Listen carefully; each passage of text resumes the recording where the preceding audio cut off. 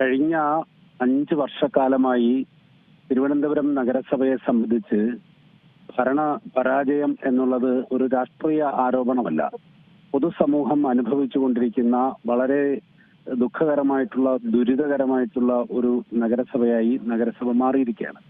നഗരസഭ ഈ ഭരണമാറ്റം കഴിഞ്ഞ കുറെ വർഷങ്ങളായി ആഗ്രഹിക്കുകയാണ്.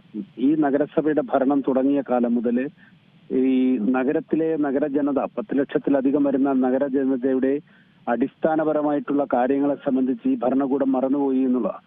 ഇപ്പോ ഏറ്റവും ലേറ്റസ്റ്റ് ആയിട്ട് വന്നിരിക്കുന്നത് ഒട്ടനവധി വിഷയങ്ങളാണ്, ഒട്ടനവധി തട്ടിപ്പുകളുടെ കഥയാണ്.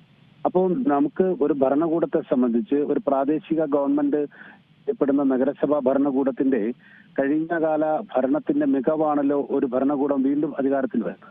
അപ്പൊ സമ്പൂർണ്ണ പരാജയം ഏറ്റുവാങ്ങിയിട്ടുള്ള ഒരു നഗരസഭയെ സംബന്ധിച്ച് അവർക്ക് ഈ ഭരണകൂടത്തിൽ തിരിച്ചു വരാൻ കഴിയില്ല എന്നുള്ളത് കൊണ്ട് തന്നെയാണ് അവർക്കിപ്പോ ഈ വാർഡ് വിഭജനം എന്ന പേരിൽ ജനങ്ങളെ ബുദ്ധിമുട്ടിക്കുന്ന ഒരു വാർഡ് കൂട്ടുന്നതിന് വേണ്ടിയിട്ട് 100 വാർഡിലെ ജനങ്ങളെ നഗരത്തിലെ 10 ലക്ഷത്തിലധികം വരുന്ന പൊതുസമൂഹത്തിന്റെ ID കാർഡ്, ആധാർ, അവരുടെ റേഷൻ കാർഡ്, അവരുടെ പാസ്പോർട്ട്, സർവീസ് ബുക്ക്, അവരുടെ ആധികാരികമായിട്ടുള്ള എല്ലാ രേഖകളും മാറ്റേണ്ടതായിട്ടുള്ള ഒരു സാഹചര്യം ഈ ഗവൺമെന്റും നഗരസഭാ ഭരണകൂടവും സൃഷ്ടിച്ചിരിക്കുകയാണ്. എന്താണ് കാരണം? അവർക്ക് ഭരണം കിട്ടില്ല എന്ന് അവരുടെ പാർട്ടി സമ്മേളനങ്ങളിലും അവരുടെ പാർട്ടി വേദികളിലും ഒക്കെ തന്നെ അവരുടെ അഭിപ്രായങ്ങൾ ഉയർന്ന സാഹചര്യത്തിൽ എങ്ങനെ പാർട്ടിക്ക് അനുകൂലമായി വാർഡുകളെ വെട്ടിച്ചുരുക്കിയെടുക്കാം എന്ന് ഇടതുപക്ഷ യൂണിയനിൽപ്പെട്ട സർക്കാർ ജീവനക്കാരെ കൊണ്ട് ട്രാൻസ്ഫർ ചെയ്യുമെന്ന് മറ്റു ഭീഷണിയുടെ സ്വരത്തിൽ അവർക്ക് അനുകൂലമായിട്ടുള്ള പാർട്ടി ഘടകം നിശ്ചയിച്ച പ്രകാരമുള്ള ഒരു വാർഡ് വിഭജനം നടത്തി പൊതുജനങ്ങളെ ബുദ്ധിമുട്ടിച്ചിരിക്കുകയാണ്. ഈ പൊതുജനങ്ങൾ ഇതിന് വോട്ടിൽ കൂടി മറുപടി കൊടുക്കും. ഭാരതീയ ജനതാ പാർട്ടി നല്ല ഭൂരിപക്ഷത്തോടെ അധികാരത്തിൽ വരും എന്ന കാര്യത്തിൽ യാതൊരു സംശയവുമില്ല. നഗരവാസികൾ ഇത് ഒരു തെരഞ്ഞെടുപ്പിന് വേണ്ടി വർഷങ്ങളായി കാത്തിരിക്കുകയാണ്. അതേപോലെ തന്നെ എന്തൊക്കെയാണ് അങ്ങ് മുന്നോട്ട് വെക്കുന്നത്? ആ നിയമത്തൊക്കെ തന്നെയും എന്തൊക്കെ വികസനങ്ങളാണ്, അല്ലെങ്കിൽ അതുമായി ബന്ധപ്പെട്ടിട്ടൊക്കെ എന്തൊക്കെ പദ്ധതികളാണ് അവതരിപ്പിക്കാൻ പോകുന്നത്?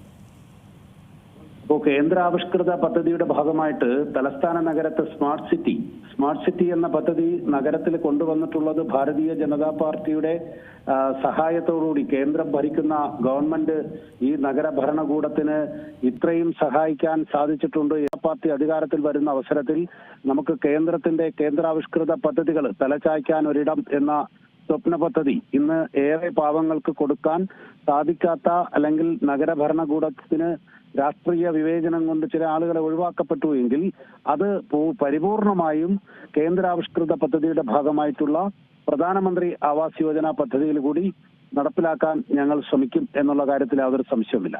അപ്പോൾ ഏറ്റവും അത്യന്താപേക്ഷിതമായിട്ട് തലസ്ഥാന നഗരത്തെ ജനങ്ങൾ ആഗ്രഹിക്കപ്പെടുന്ന ഒരു കാര്യം എന്ന് പറയുന്നത് തന്നെ തലചായ്ക്കാൻ ഒരു ഇടമാണ്. ആ ഇടം പാർപ്പിടത്തിന് വേണ്ടി എല്ലാ ബഡ്ജറ്റിലും കൂടുതൽ തുക അനുവദിക്കണം എന്ന് പ്രതിപക്ഷ പാർട്ടിയായിട്ടുള്ള 35 കൗൺസിലർമാരെ തുടങ്ങി 2 പേരുടെ മരണത്തിനിടയാക്കിയിട്ടുള്ള ആ 33 കൗൺസിലർമാർ ഉള്ളപ്പോഴും 35 ഉള്ളപ്പോഴും ഒക്കെ ഞങ്ങൾ ആവശ്യപ്പെട്ടിട്ടുള്ളത് പാർപ്പിടം, ഒരാളിന് തലചായ്ക്കാനുള്ള ഇടം എന്ന ആ സ്വപ്ന പദ്ധതി സാക്ഷാത്കരിക്കാൻ കൂടുതൽ ഫണ്ട് അതിനകത്ത് വകയിരുത്തണം എന്ന് പറയുമ്പോൾ ഒരുപക്ഷെ ഇന്നും നടക്കാതെ പോകുന്ന ഒരു കാര്യമാണ്.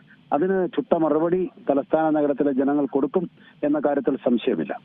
ഏറ്റവും പുതിയ വാർത്തകളും വിശേഷങ്ങളും വിരൽത്തുമ്പിലറിയാൻ സീ മലയാളം ന്യൂസ് എല്ലാ ഡിജിറ്റൽ പ്ലാറ്റ്ഫോമുകളിലും ലഭ്യം.